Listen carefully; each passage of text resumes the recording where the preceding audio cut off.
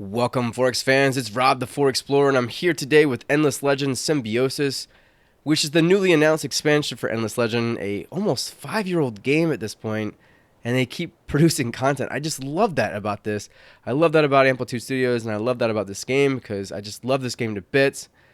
In fact, if you go to my website, theforexplorer.net, it's actually my #1 Forex game. And we can argue about that, but it doesn't matter. I love it, so that's all that matters to me. But let's talk about Symbiosis, because that's why you're here. I want to do an overview video. So this is basically going to show you some of the mechanics and concepts of this game, the new expansion. I'm not going to do a full Let's Play. I just want to show off the new race and the new Olkhon, which are basically giant monsters. Those two new additions with this expansion. So that being said, let's talk about the Makara, which are a fungal tree plant like race that it only has one city ever. It's kind of like the cultists in that way. But let's talk about what they are and what their faction traits are. Creeping presence, which is exactly what I just said. Basically, they only have one city ever. They create fungal blooms on points of interest that in owned and neutral regions, exploiting the tile while granting resource deposits, watchtower stuff, assimilation access on pacified minor factions, tunnel entrances on temple and unspoiled ruins, which allows fast travel, and fungal bloom creation consumes food from the main city for a few turns. We'll talk about that in a second. Clearly, they have the main quest. They Twilight Flourish, so during the eclipses, which we're in right now, you can deploy fungal blooms using dust. They have inefficient extraction, which reduces their ability to extract resources, both strategic and luxury, by 50%. They have organic defense, which allows an additional 25 or 20 fortification recovery per turn. Organic industry, so it gives a bonus to industry equal to 10% of the food production, and that's in your city. Overgrown cities, this is something really cool and unique to them. Once they capture a rival faction's city, they actually gain a unique trait from that faction. They're all different depending on which faction you take over. There's a list that I'm going to probably try to post so that you guys know which faction does what. The Ulkan encampment, which we'll talk about a little bit more here in a second, but the Ulkans, again, they're these giant beasts that you can tame or manipulate. This skill allows you to garrison units and tamed Ulkans you control. You have Ulkan politics, which gives you a negative 20% influence cost on diplomatic interactions for every Ulkan you control as well. And then here are their units. We'll start with the first one, the Ipotane, which honestly is pretty weak. They have a ranged attack and they slow your enemies down, but they are really weak. Their damage is low, their attack is pretty low, their initiative is pretty low. They're not very strong units. However, the next unit, the Gorgon, they're like glass cannons. They have a decent attack, pretty good damage. Once you give them some weapons, they are just nasty little things, but they also don't have a very good defense. Then you have your Shamblers, who have great defense, but their damage and attack isn't so high either, and they have a lot of life. So they're basically like your big old shields. That's the extent of the faction traits. So then you can also read more about that stuff over here if you want to look at it. I'll give you a second, and then go ahead and let's come back out. So right now, I've just gone ahead and done a few things so that we could get through the first few turns. I'm at turn 21. And that being said, I've got fungal blooms on a couple of relics already. So I've got one right here. And with that fungal bloom, I've gained +1 food, plus some extra industry. There's also one here that gains me some food. I have my hero as a governor starting off with. And that's because the life from the loam skill is pretty good. +1 food on train with food. Now, this faction is very dependent on food for 2 reasons. First of all, they're not very good at anything else. So the more food they get, the more people they can put in places to produce more stuff. Second of all, each of these fungal blooms costs food to produce. So if you go down here and you look down at the very bottom of that tooltip, it says cost 12 food per 8 turns. So every time you have a fungal bloom you're building, you're going to be losing food. I've got one down here as well. It's kind of a nice little, see how it acts like a watchtower? It gives me a nice little line of vision. It allows me to see everything that's going on around here, and that's the same reason I did these two as well, because I want to be able to see what's going on up here.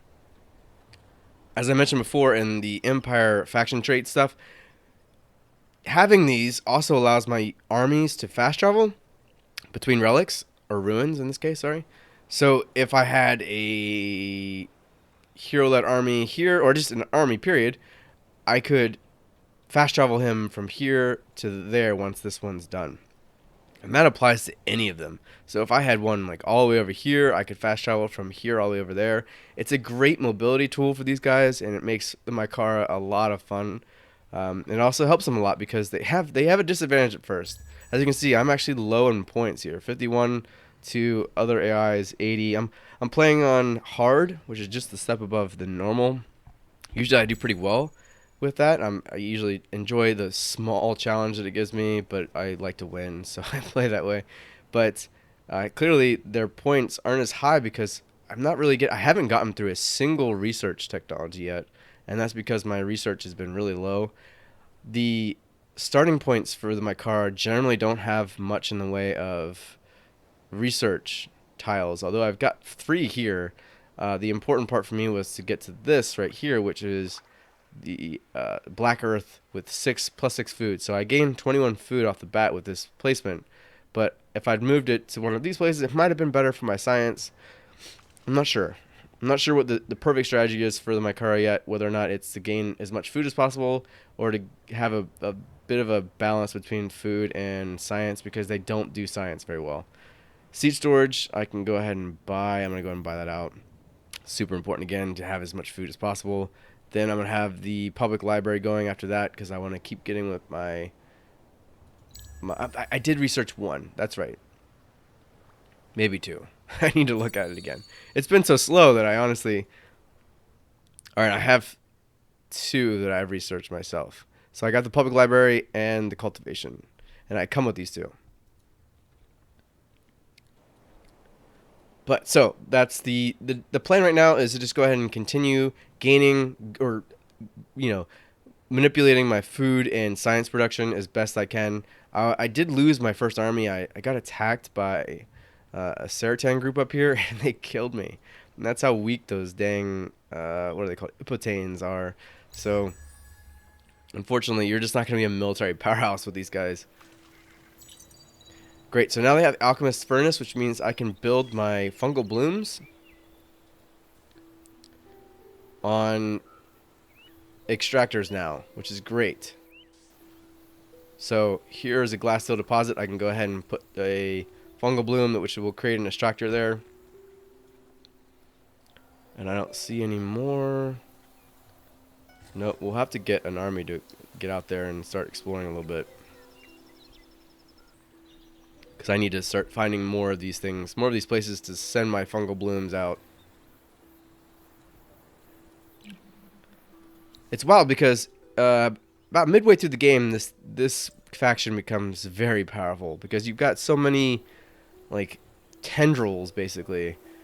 It just you're spread out so far and so in so many different directions. You're able to move very quickly, pick up things very quickly, pick up strategic resources faster than anybody else, because really honestly you see them faster than anybody else because you have so many of these line of sights with the fungal blooms.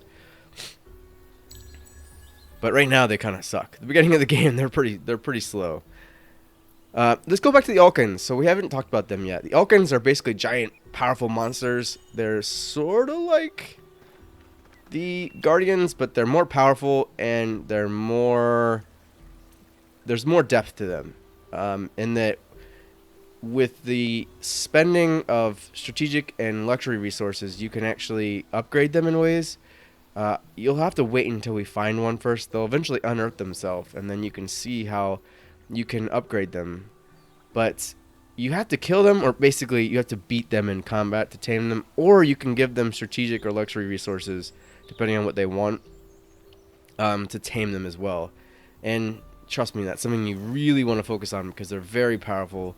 And in the hands of the wrong people, they are very difficult to overcome, especially in the early to mid game. And so the focus with the Makara is that basically they have an advantage over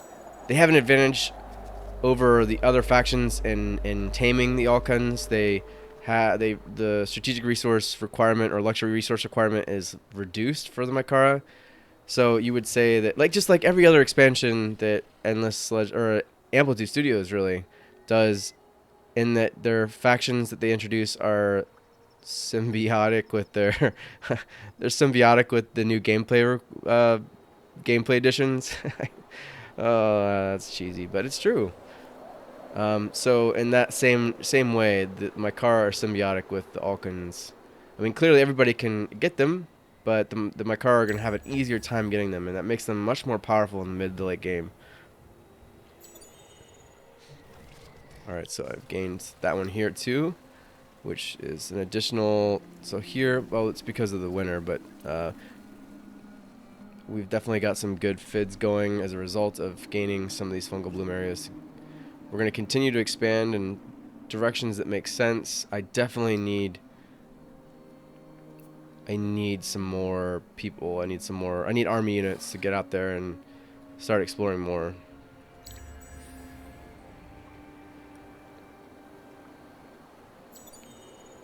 Alright, so let's see what we can do to maybe rush this a bit. Nope, I don't have the dust to do it yet.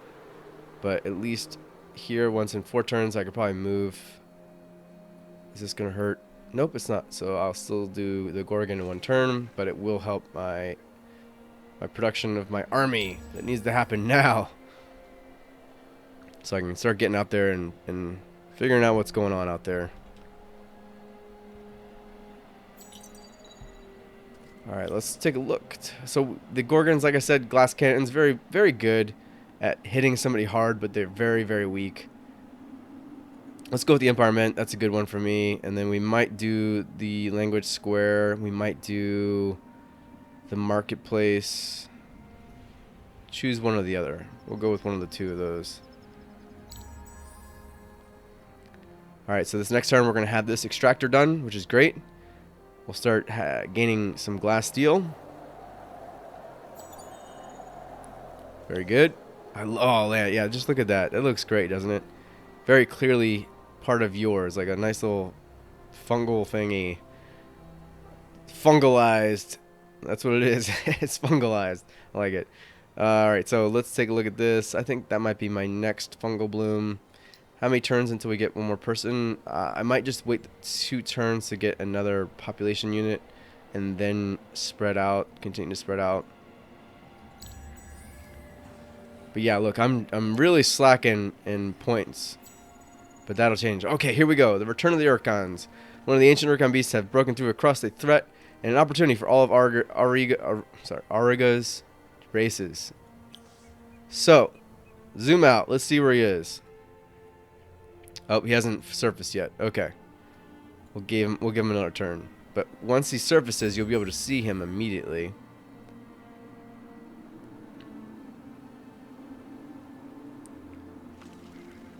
I think that was the sound of him surfacing. Yeah, I'm so far behind on the tech race there. Alright, I don't see him. Normally, I don't know if they changed that, but normally you could see them once they surface. I don't know, maybe they changed that. Because I am still in beta. This is definitely beta. I forgot to mention that. Lord, I should have said that at the very beginning like 15 times. It is beta. And you probably have noticed that based on the title of this video. But it's certainly beta. Alright, so we've got an Epitane. That's great. I can start exploring a little bit. Sorry about that. I was surprised to lose them so quickly, but they are pretty pathetically just weak.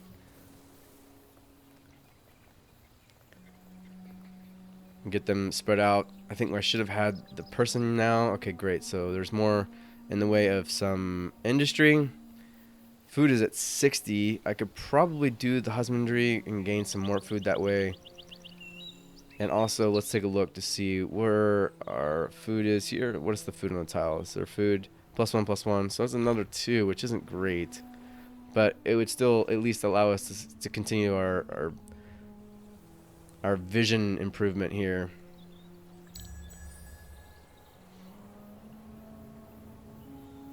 Yeah, part of the problem is definitely that I don't have an army. Okay, the Ulkon has broken through the crust, so we're going to be able to see it now. Let's go ahead and just take a look at it. In fact, we can't because I'm in here. Let's do this because I need some production, definitely, for real. Let's go show location. Here we are. Here is the first Ulkan, Fakir. So here we go with the training menu, and what happens is once you tame them, you can start to give them bonus skills based on luxury and strategic resources that you can get. I think it's only luxury resources now that I see it. There's no strategic resources. So if I had 15 grapes or whatever it is, I forgot, grapevine or whatever it's called, you can acquire Dust Leecher, which while Ulkon is rooted to a region owned, to a region owned and allied. Oh, that doesn't make any sense. Anyways, basically you produce 20% more dust if it's in your own or allied cities, regions. This one, it gives you 20% initiative.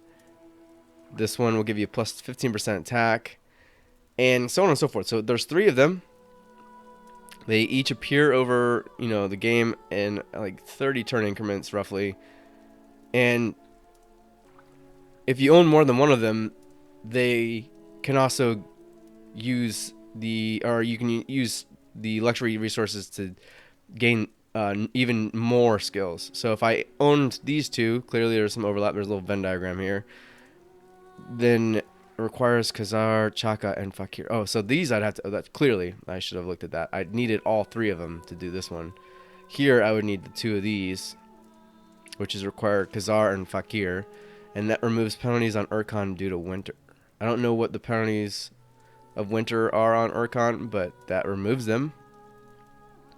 So very cool, right? Some good stuff. Show location. Cool looking little thing. Very big. This is something I can actually build. This is great. I don't know where this is. Okay, so clearly, I don't know if the Ulkon took it out or somebody else did, but probably whoever's red. But I can build a fungal bloom there now. What's on the tile? Let's see what's on the tile. Just the harness. Okay. Alright, we're going to do it. So yeah, every time they poke out, you'll see exactly where they are. And you need to... I think you can actually see...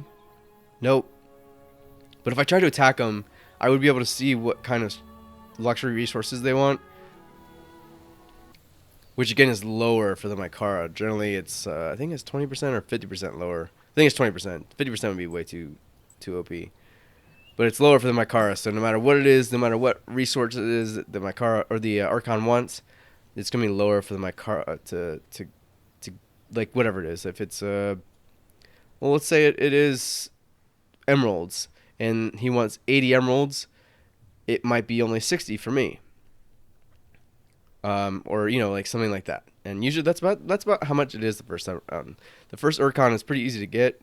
They're very difficult in battle, but they are a little bit easier to generate. It's a kind of a luck game because clearly you're going to gather some luxury resources faster than others based on where you are and what region you found. And sometimes you're lucky enough to get the luxury resource that the Ulkon wants. I got lucky my very first game, and they really liked. It might have been spices actually, and I had like 100 of them. And he only wanted 60, and I was able to buy him up almost immediately, which was great. So let's go ahead and knock out all these. End turn. So now you've seen the Ulkon. And you kind of have a feel for the way the Makara play. Scroll in a little bit.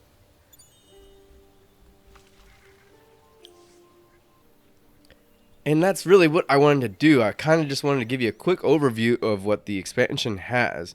I don't want to go too deep into it because that would require a full Let's Play. I don't have time for a full Let's Play. But I did want to share some of the knowledge that I've learned through testing these guys.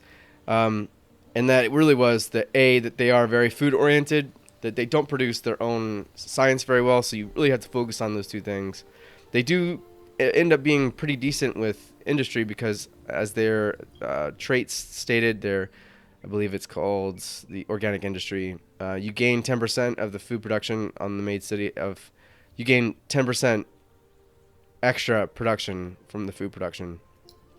I'm sorry, 10% industry production from food production. So they do become pretty strong, but it really is a slow burn. So every game that I play with them, I played 4 games I think with them now, and it really isn't until the mid game where you start getting the Urkon and you're able to move around the map with like incredible ease through the transportation methods that you can just start to become very powerful. But at the beginning, it's kind of slow to get them started with their food needs, their science requirements, stuff like that.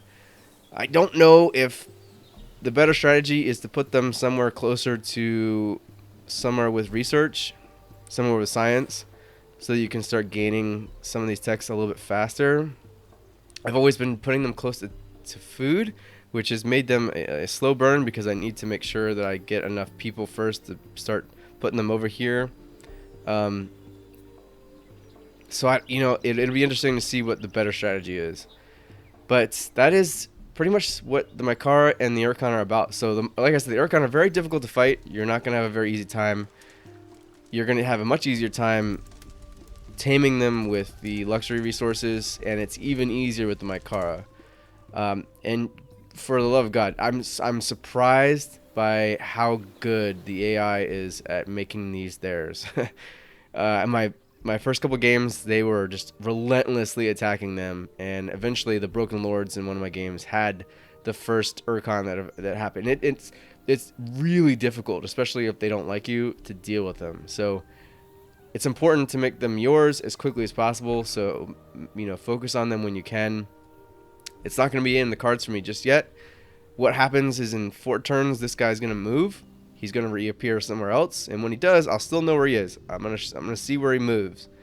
But that's also where the Makara have an advantage, because once I have a network of these fungal blooms where I can transport anywhere, I can just transport to wherever he is and either attack him or bribe him with luxury resources. So it's very cool. It's a very cool race. It's extremely unique. It's funny that you can still take a one city faction. Not funny, it's fantastic that you can take a one city faction and do something as wildly different with it like this as they did with the cultists, which were they operate very differently. And I just really like the way that the gameplay worked out for these guys. I'm not gonna toot my own horn, but I will say that when there was an Endless Legend faction creation contest, I actually had a faction called the Hafstoria that I was very similar to this. I seriously don't think that NGD took that idea from me, but it was a fungal tree faction or plant faction that worked a lot like these guys do, and it's pretty cool to see that like my pseudo idea was realized in a way. Again, I'm not taking credit for it. I'm not at all. It's similar enough that it makes me happy to see it. So if you guys have any questions or you want to see something in particular about this expansion, please leave a comment in the section below, because like I said, this is an overview. I wanted to show you some of the aspects of this expansion, but if there's something in particular you really want to see, I'm happy to do another video and show it and maybe answer questions if you guys have those, because this is, like I said, my favorite game, and this expansion I think is particularly exciting because yet again, there's just more to do, and I love that about this game. The eclipses now, the volcanic terrain, the Kapaku, all these new expansions that are just really changing the gameplay and really adding to what my favorite 4X of all time is. It's just really exciting to me. So with that excitement and harnessing that excitement, I'm eager to answer questions if you guys have them. So please ask them. You can do that either on my website, the4explorer.net, or you can do that here in the YouTube comments below. So if you haven't already, please like and subscribe. I don't normally cry out for that, but it would be nice. The more I get, the more excited I am to make videos. So if you want to see more videos from me, more videos about Endless Legend, or now very soon Endless Space 2 Penumbra, the Umbral Choir expansion, please like and subscribe, because when I see that stuff, I'm like, oh cool, I want to make more videos. So yeah, there's my 10-second sales speech. Thank you guys for watching. Until the next time, or until you guys have a lot of questions that I need to answer, I hope you do. But until then, keep exploring, guys.